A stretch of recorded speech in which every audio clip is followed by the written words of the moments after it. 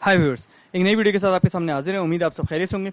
इस वीडियो के अंदर हम अपने पिछले वीडियो के अंदर जो हमने कॉस एलिमेंट का ग्रुप बनाया था उसमें कुछ एडिटिंग करेंगे, जिसका टी कोड है KAH2। ठीक है, ये मैंने यही वाला ग्रुप बनाया था। ठीक है, मैं इसको एंटर करके कॉस एलिमेंट पे क्लिक करता हूँ। कॉस एलिमेंट में मैं 6 1 स्टैरिक करके मैं सारे ग्रुप 6 के उठा लेता हूँ, क्योंकि मैंने जो ग्रुप देखना है वो देखना है 6108 समथिंग।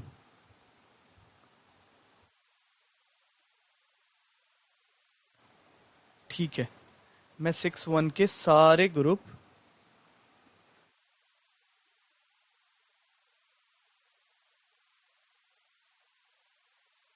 यहाँ पर ऐड करा लेता हूँ। ठीक है, और मैं इसको सेव कर देता हूँ। ये मैंने अपना KAH2 कवर कर लिया इस वीडियो में। ठीक है, अब सेम इसी तरह KAH3 से हम सिर्फ डिस्प्ले कर सकते हैं किसी भी ग्रुप को। ठीक है, ये देखें, ये किसी भी ग्रुप को हम डिस्प्ले कर सकते हैं।